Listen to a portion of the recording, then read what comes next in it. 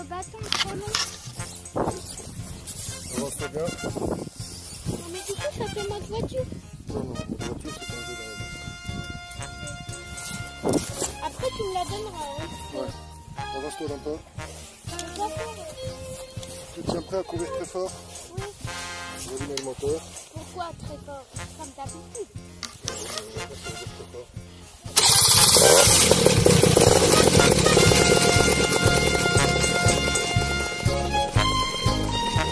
Bienvenue sur un nouvel épisode des aventures d'Hector.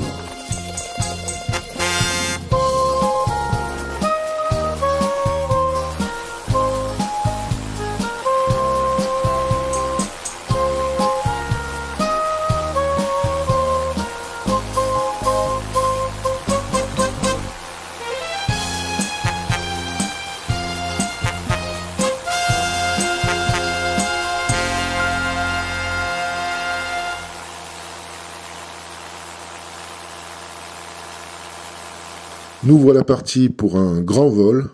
On vise une fois de plus la pointe du Médoc. Les conditions sont bonnes mais pas miraculeuses.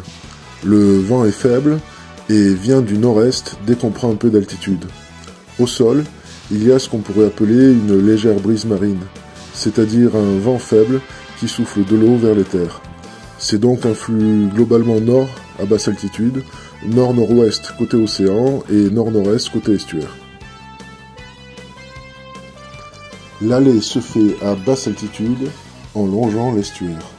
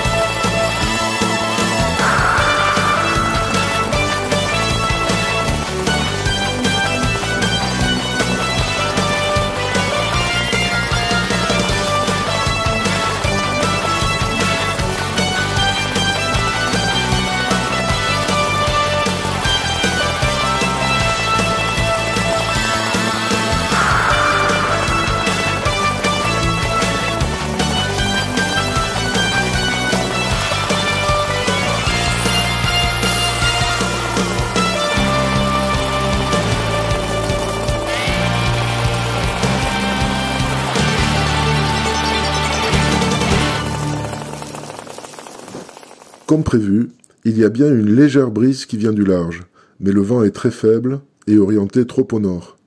Je décide donc de me rapprocher de la dune en mode atterrissage, moteur au ralenti, prêt à remettre les gaz dès que je constaterai que les conditions ne permettent pas de tenir en dynamique sur la dune.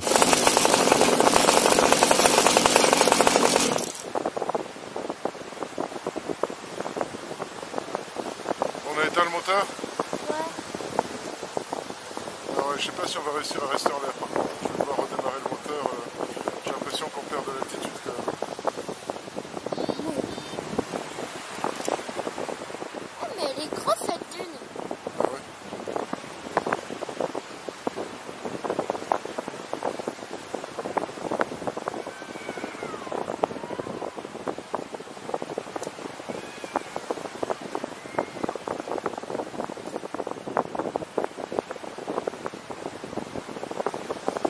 C'est quoi ce blocos là? Là c'est un blocos. C'était à l'époque de l'hiver, je sais pas.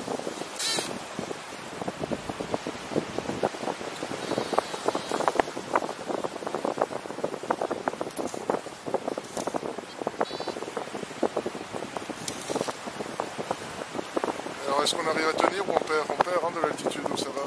Un peu, oui, mais ça va, on perd un peu. Mais ouais, c'est bien.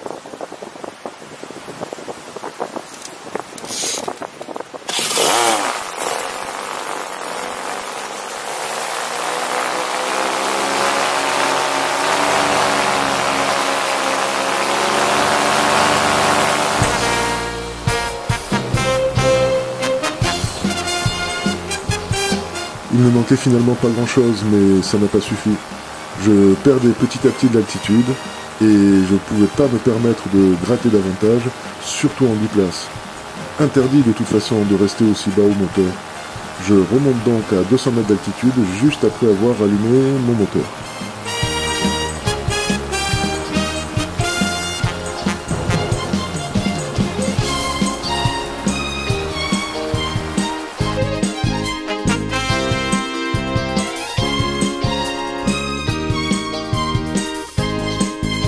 On prend tranquillement le chemin du retour, toujours à basse altitude et toujours en suivant la rive.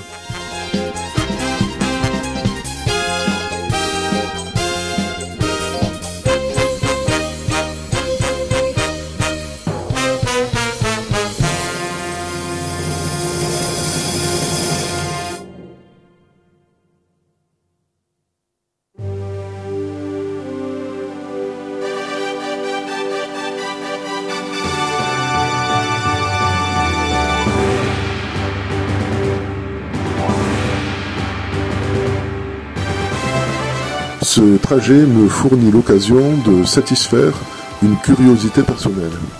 Et je me souviens d'ailleurs que pendant les mois qui ont suivi notre emménagement dans le Médoc, Hector a souvent manifesté un intérêt particulier à l'égard de ces immenses grues visibles depuis tout le nord du Médoc. C'est l'occasion ou jamais.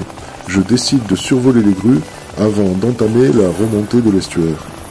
Je suis à 200 mètres d'altitude et vu d'ici, les grues me paraissent immenses. Je pense qu'elles dépassent facilement les 100 mètres de haut. La présence de grues de chargement de conteneurs à l'embouchure d'un fleuve majeur et en aval d'une ville comme Bordeaux devrait sembler naturelle. Mais habitant dans le Médoc depuis plus de 6 ans, je n'ai jamais vu de transport de conteneurs ni sur route ni sur rail à destination de la pointe du Médoc. La vue de ces grues m'avait toujours laissé songeur. Et là, en les regardant de près, au-dessus de ce parking parfaitement vide, je ressens presque une forme de malaise en m'interrogeant sur l'utilité de cette merveilleuse et imposante mécanique.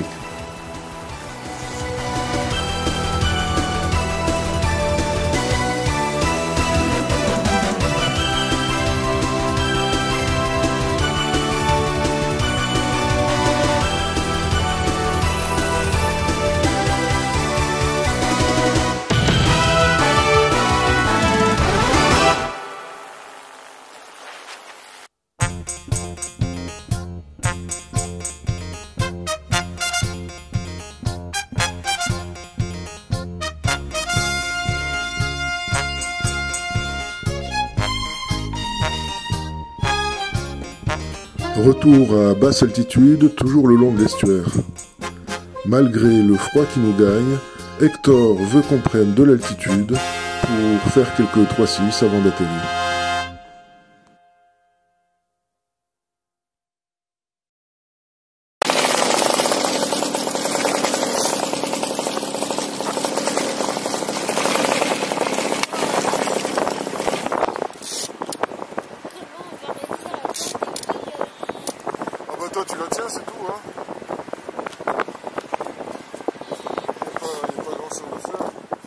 y aller tranquillos. Tu vois l'étang d'Ourtin, tu vois l'océan, tu vois tout. Allez, on va faire des petits wheels tranquilles.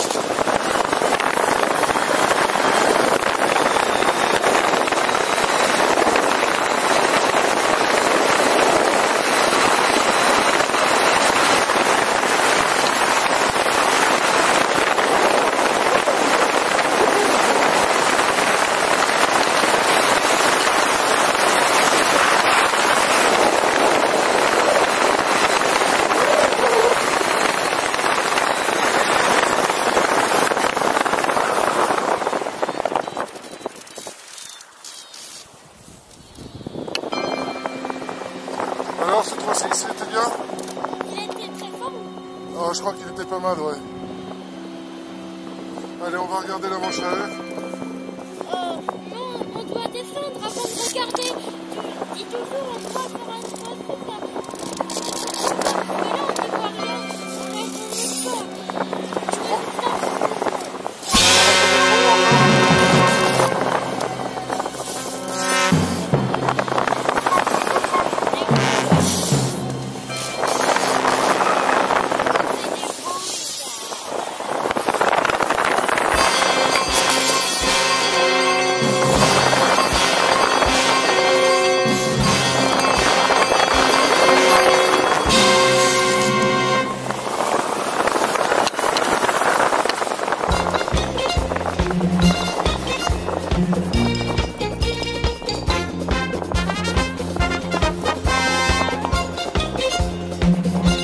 Alors là, on doit la voir, la manche à œuf. Ouais, on la voit bien.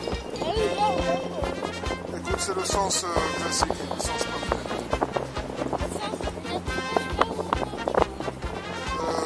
Pas exactement. On a décollé vers l'estuaire, et là, on va atterrir vers la pointe du Médoc.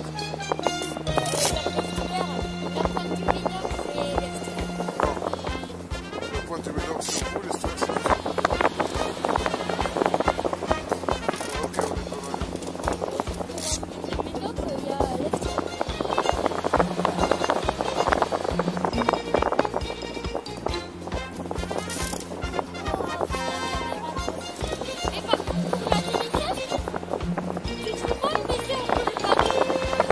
Tu veux la garder à la main?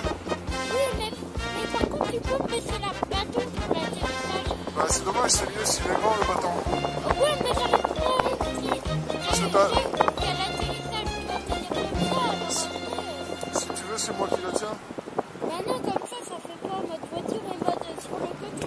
Ok, alors je vais arrêter la Comme ça. Ah bah, elle est tombée encore plus là. C'est pas grave. Je peux le mettre. Ah, Pas encore, hein. On a le temps.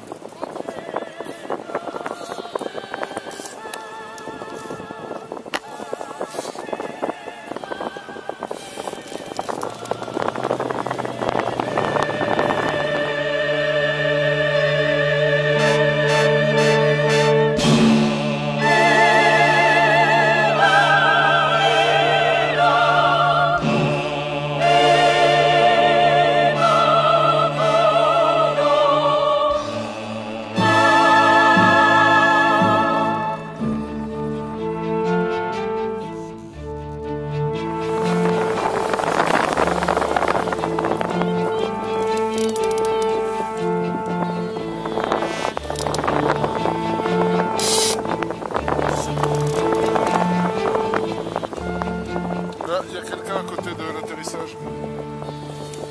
T'as dit que tu passerais chez...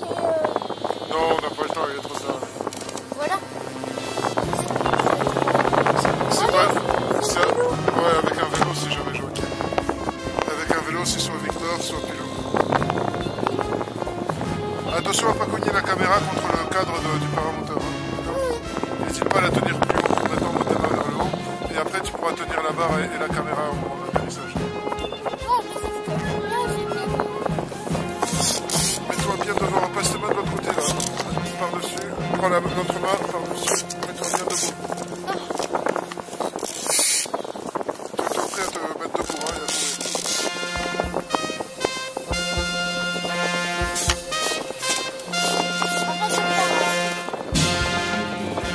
Tu fais coucou à qui comme ça? Tu vas pas coucou à Raphaël. Si, si, ouais.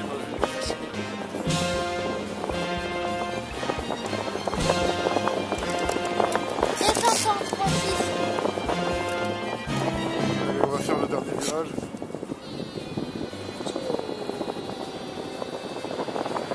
Bah, de toute façon, là, on atterrit. On décolle pas. Est-ce qu'on peut décoller en même temps d'atterrir? En fait, on atterrit, et Ouais. après, On redécolle, on peut le faire. Ouais. C'est un exercice quand on passe le permis paramoteur. Attention, tu es prêt à courir.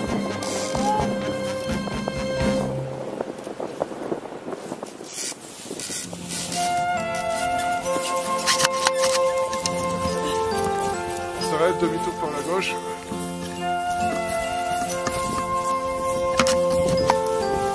Et voilà. Bon, bah c'était pas mal. Ouais. Alors, hop là, tiens, on va éteindre la caméra. Tiens.